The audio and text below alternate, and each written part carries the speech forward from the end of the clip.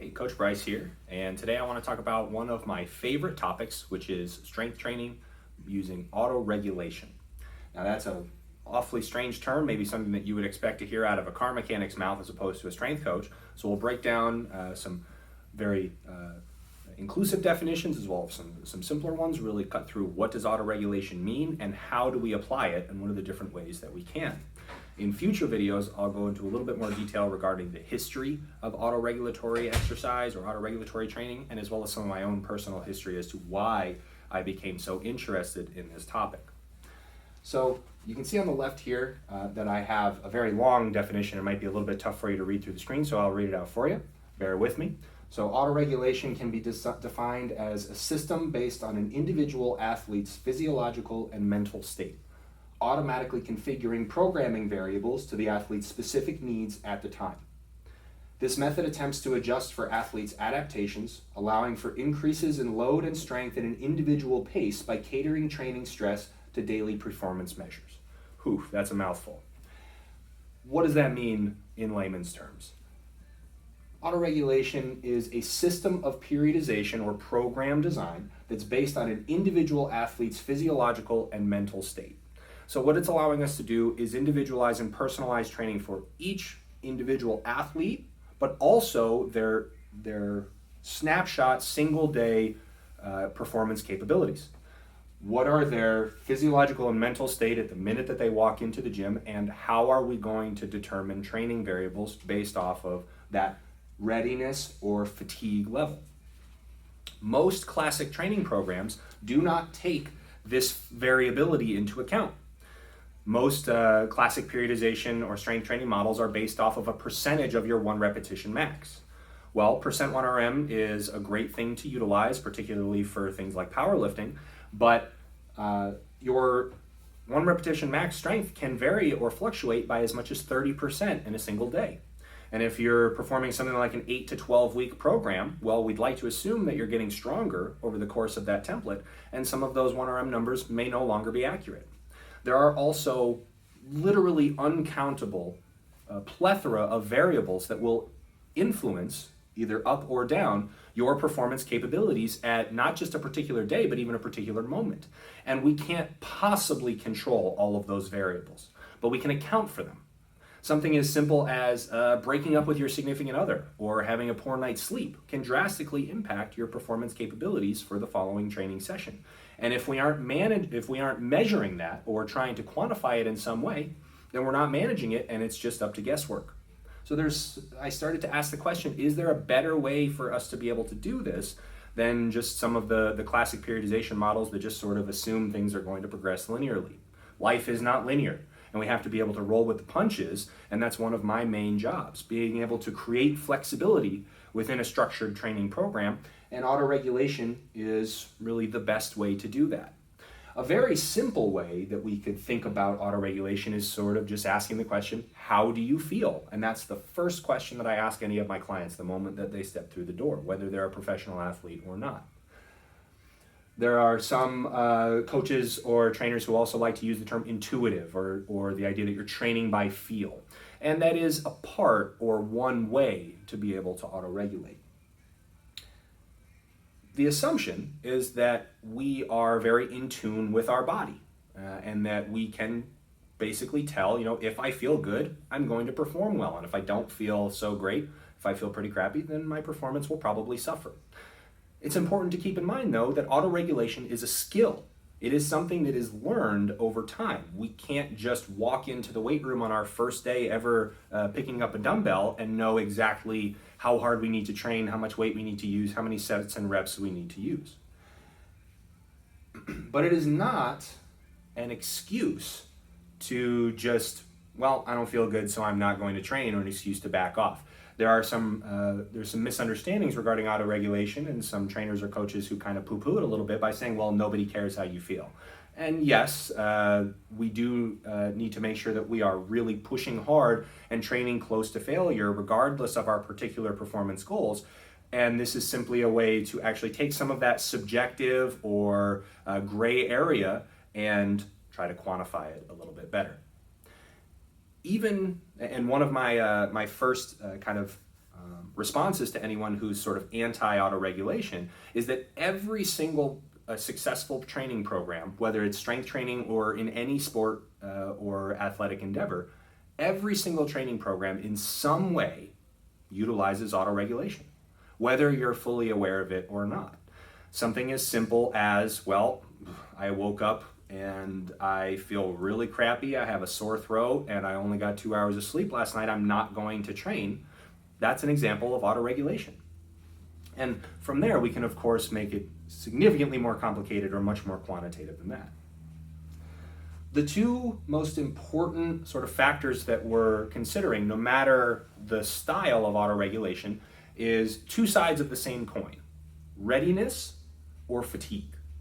We can think of them as completely opposite or antagonistic concepts, right? Your readiness is your energy level, your ability to perform and to perform well at any given moment.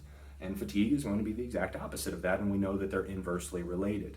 Some autoregulation measures try to measure one or the other, but it really winds up being the same concept. If there's a way that I could know or quantify someone's readiness or fatigue as soon as they walk through the door, that's going to give me a lot of really useful data and can help me make significantly more informed training decisions. We're trying to establish, right, what are your current performance capabilities. If you have a 1RM deadlift attempt that's programmed or scheduled for your workout, and you got in a fight and broke up with your significant other and ate a tub of ice cream the night before, well, that's probably not the best idea, and we need to be able to modify that a little bit. Or on the flip side, if you slept for 12 hours and had 2 cups of coffee and you feel absolutely great and a deload is programmed, well, maybe we should be pushing it a little bit harder because you have a high level of current performance capability. Now, that's a lot to try to digest, right? And this is really a concept as opposed to a specific program template or program design. I will, in future episodes, actually lay out some very specific program templates to use, but really we can break those down into 2 to 3 categories of how are we actually applying this concept of autoregulation. So it's not just some wishy-washy, how do you feel? We can make some of these training decisions pre-session, before we ever pick up a barbell or well before we get to any really challenging training. And there are a number of ways that we can utilize pre-session measures or methods to be able to determine someone's performance capabilities. And then within the actual training session, we can then kind of break those down into within set or post-set decisions or determinations. And I'm going to give a couple examples in a few minutes as to how we could apply in-set autoregulation or how we could apply post-set autoregulation. So you'll see here on the right side that I have 5 of the most common ways that we can utilize autoregulation, going from what is the most quantitative methods to what are the most qualitative methods. What's the most objective versus what's the most subjective. And now we're not saying that any of these are necessarily superior or inferior, although I would argue that velocity-based training is probably the gold standard within our industry right now. But there are times and places to apply any of these methods.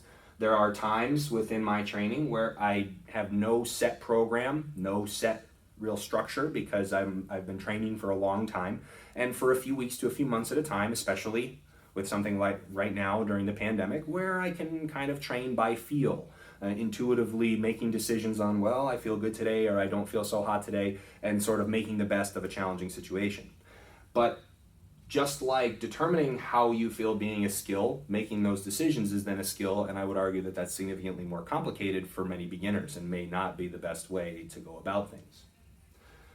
Velocity-based training refers, we'll go kind of in order, velocity-based training refers to utilizing some sort of technology, whether it is video capture or a tether-based dynamometer, to actually measure the either peak or mean concentric velocity of the barbell or implement that you're using during the repetition. Now that's a very sensitive and very quantitative measure, and it is my absolute favorite way to train. The only issue is the vast majority of people, myself included right now, do not have access to the technology that is necessary to be able to perform that. I will have future videos where I dive much more into velocity-based training. Heart rate variability, or the variable time or difference between heartbeats is also a very sensitive measure and something that is really effective for autoregulation because it can give us an idea of your neurological state, the difference in your parasympathetic versus sympathetic neurological tone, which can give us some ideas of what is your state of readiness and how well can you perform. In general, higher levels of sympathetic tone, or the fight or flight portion of your nervous system, is going to lead to higher levels of performance capability than more parasympathetic tone. But again, this requires more advanced technology and not something that many people have access to. The APRE method was popularized by Brian Mann, who was an advisor of mine while I was in grad school, really accomplished powerlifter, one of the world experts on velocity-based training. APRE stands for Autoregulatory Progressive Resistance Exercise, which again, another mouthful, that involves sets to failure and then making decisions post-set as to whether to maintain the same weight, increase the weight, or decrease the weight based on that objective quantitative performance of the number of repetitions performed within a given set. One kind of step down from here, which is, and you'll see that I've starred this, and it's what we're going to talk about in the most detail, and something that we at Electron Performance utilize the most frequently due to its ease and its efficacy, is a rating of perceived exertion / repetitions in reserve scale. Now, the RPE scale was initially designed by researchers looking at aerobic exercise, but very quickly we determined, oh wow, this actually works really well for strength training too, and it was adapted over on a 1 through 10 scale. APRE utilizes the RPE or RIR method, but in a more advanced manner. Reactive Training Systems is a powerlifting team run by Mike Terscherer that also does an absolutely fantastic job of utilizing RPE in a very cutting edge way. Typically, they make a number of decisions post-set, whereas you'll see a lot of velocity-based decisions for autoregulation being made in set. For example, things like programming 20% velocity loss sets or 40% velocity loss sets. Things like APRE are making determines on weight or load post-set, whereas Mike Terscherer or RTS is oftentimes utilizing decisions post-set as to whether or not to perform a subsequent set. Something like, okay, well, I'm fatigued, so I'm only going to perform 2 sets versus 3 or 4. Now, we'll dive into the RPE as the last kind of little bit, because this is something that you, after watching this, ideally can directly apply within your own training. So it's a very simple concept. On one side of the table, we have the rating of perceived exertion going from 0 to 10, 10 being maximum effort. That's all I've got. That's the most I can possibly do. And what's wonderful about the RPE is that 10 is a 10 regardless of if you're performing a set of 1 or a set of 100. It also has nothing to do with load. Depending on the exercise, the person, the rep range, 100 pounds may be a 10 RPE, whereas 500 may be a 10 RPE for someone else. So we're able to account for all of these different variables in one very simple measure. This will then inversely relate to the repetitions in reserve. How many reps are you short of failure? And I used to utilize RPE all the time, telling people to go to an 8 or a 9. But we've really switched that, especially with a lot of our in-person clients, to just say, okay, we need to get you close to failure because we know that sets that are performed close to failure are going to be significantly more effective.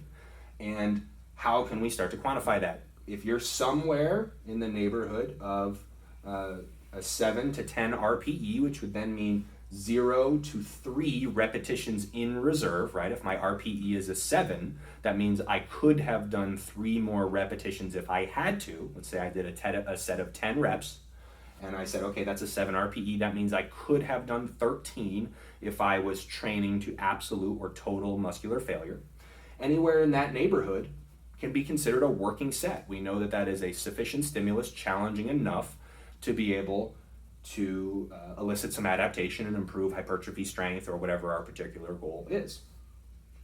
And this now all of a sudden becomes a very easy way to determine, am I training hard enough? Am I utilizing the appropriate weight for a variety of exercises and rep ranges? And can really help us quantitatively home in on a more effective training methodology, as opposed to just, well, I'm doing sets of 8 and I'm not really sure where I'm going from here.